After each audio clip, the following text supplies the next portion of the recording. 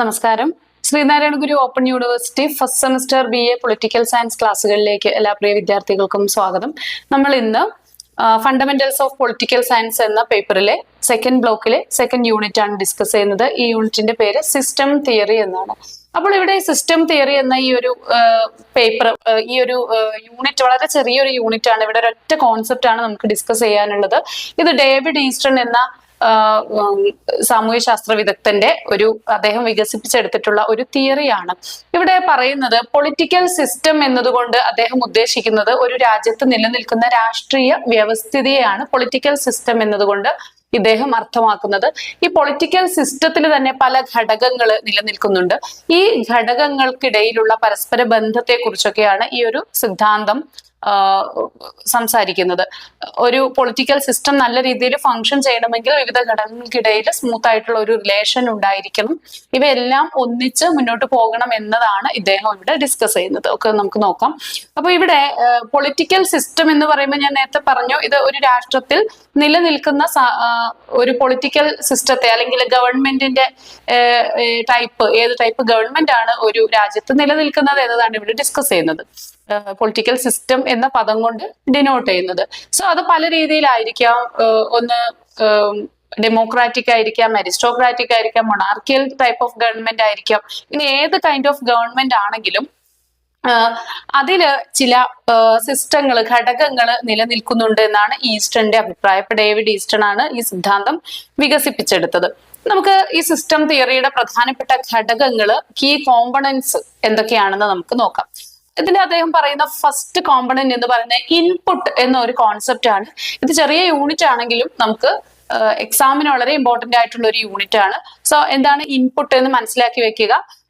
Input എന്നതാണ് system തിയറിയിലെ first concept എന്ന് പറയുന്നത്. സോ ഇൻപുട്ട് എന്ന് പറഞ്ഞാൽ ഇതിന് നമുക്ക് ഡിമാൻഡുകളായിട്ട് പറയാം. നമുക്ക് ഓരോ വ്യക്തികൾക്കും ഓരോ പൗരന്മാർക്കും ഉള്ള ഡിമാൻഡുകൾ ഉണ്ടായിരിക്കും. അപ്പൊ നമ്മള് ഫോർ എക്സാമ്പിൾ ഗവൺമെന്റിനോട് ചില ഡിമാൻഡുകൾ വെക്കാറുണ്ട് അല്ലെ. റോഡുകൾ ശരിയാക്കി തരണമെന്നും, കുടിവെള്ള സംവിധാനം കൃത്യമാക്കി തരണമെന്നും, വിദ്യാഭ്യാസ പരിഷ്കരണങ്ങളെ കുറിച്ച്, അതുപോലെ തന്നെ ശമ്പള വർധന വേണം. ഇങ്ങനെയുള്ള പല ആവശ്യങ്ങളും പൗരന്മാര് ഗവൺമെന്റിന്റെ മുൻപിൽ വെക്കാറുണ്ട്. ഇതാണ് ഡിമാൻഡുകളാണ് അല്ലെ. ഈ ഡിമാൻഡുകളെയാണ് നമ്മൾ ഇൻപുട്ട് എന്ന് പറയുന്നത്. അപ്പൊ ഒരു ഗവൺമെന്റിന് വർക്ക് ചെയ്യാൻ ഈ ഇൻപുട്ടുകൾ നിർബന്ധമാണ്. ഗവൺമെന്റിനോട് ഇത്തരം ആവശ്യങ്ങൾ നമ്മൾ അങ്ങോട്ട് ഉന്നയിക്കുമ്പോഴേ ഗവൺമെന്റ് അവിടെ ഫങ്ഷൻ ചെയ്യേണ്ടതായിട്ട് വരുന്നുള്ളൂ.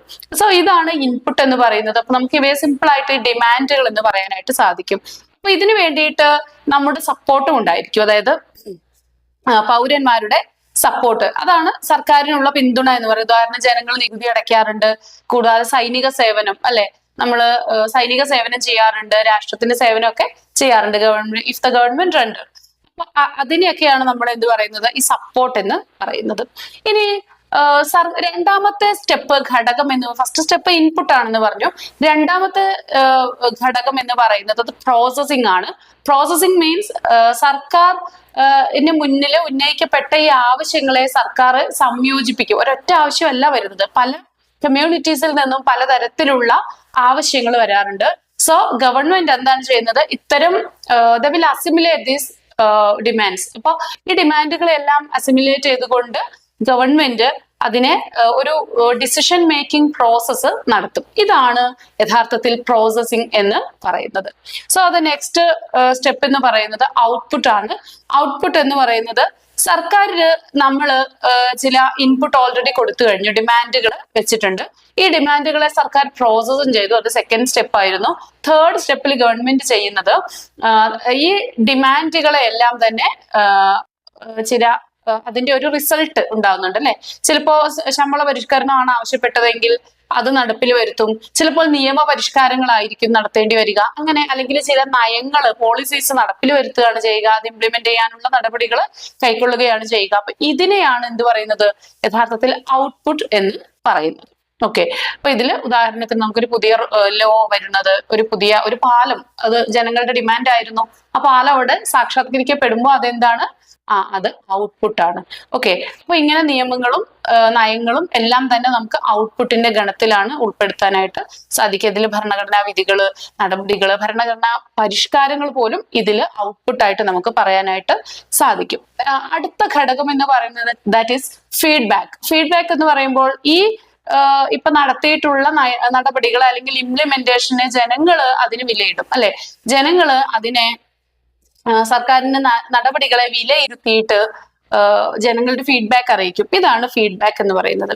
അപ്പൊ ഇത്രയാണ് നമുക്ക് ഇതിൽ ഈ ഘട്ടങ്ങൾ ഏതൊക്കെ ഘടകങ്ങളാണ് എന്നുള്ളത് പഠിക്കാനുള്ളത്. വളരെ സിമ്പിൾ ആണ്, പക്ഷെ നല്ല മാർക്ക് സ്കോർ ചെയ്യാനുള്ള ഒരു ഏരിയ കൂടിയാണ് ഇത്. അപ്പൊ ഈ ഒരു പറഞ്ഞ ഭാഗം റിപ്പീറ്റ് ചെയ്ത് കേട്ട് മനസ്സിൽ ഉറപ്പിച്ചു വെക്കുക. ഓക്കെ, സോ ഇനി നമ്മൾ നോക്കുന്നത് ഈ സിസ്റ്റം തിയറിയുടെ ക്യാരക്ടറിസ്റ്റിക്സ് എന്തൊക്കെയാണെന്നാണ് നമ്മൾ നോക്കുന്നത്.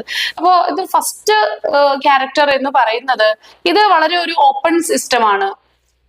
പരിസ്ഥിതിയുമായിട്ട് അല്ലെങ്കിൽ ചുറ്റുപാടുകളും ഒക്കെ ആയിട്ട് ഇണങ്ങി നിൽക്കുന്ന ജനങ്ങൾക്ക് ഇൻവോൾവ്മെന്റ് ഉള്ള ഒരു ഓപ്പൺ ആയിട്ടുള്ള സിസ്റ്റമാണ് ഇത് എന്നുള്ളത് തന്നെയാണ് ഇതിന്റെ ഫസ്റ്റ് മെറിറ്റ് ആയിട്ടും പറയാം, അതിന്റെ ഒരു ക്യാരക്ടർ ആയിട്ടും നമുക്ക് പറയാം.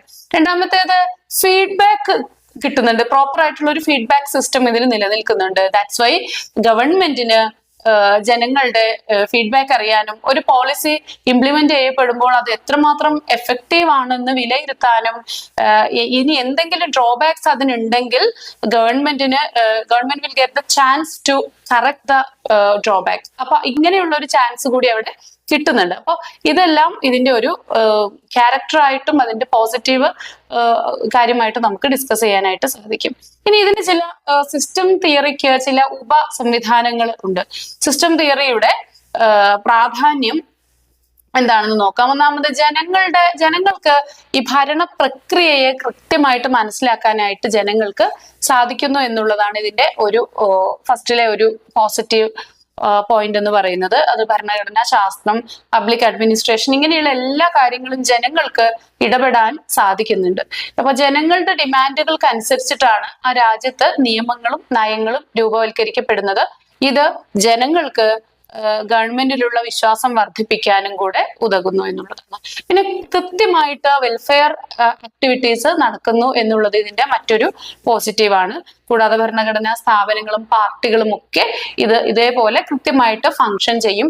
കൂടാതെ ജനങ്ങളുടെ ഡിമാൻഡുകൾ അല്ലെങ്കിൽ നമ്മൾ ഈ നേരത്തെ പറഞ്ഞ ഇൻപുട്ട് അല്ലെ, അപ്പൊ ജനങ്ങളുടെ ഇൻപുട്ട് ഫോം ചെയ്യുന്നതില് ഈ പൊളിറ്റിക്കൽ പാർട്ടികൾക്ക്, മറ്റു സംഘടനകൾക്ക്, പ്രഷർ ഗ്രൂപ്പുകൾക്കൊക്കെ കൃത്യമായിട്ട് ഇടപെടാനും ഈ പബ്ലിക് ഒപ്പീനിയൻ റേസ് ചെയ്യാനും ഒക്കെ സാധിക്കുന്നു എന്നുള്ളതാണ്. ഇത്രയാണ് നമുക്ക് ഈ ഒരു യൂണിറ്റിൽ പഠിക്കാനുള്ളത്. ഇതാണ് സിസ്റ്റം തിയറി.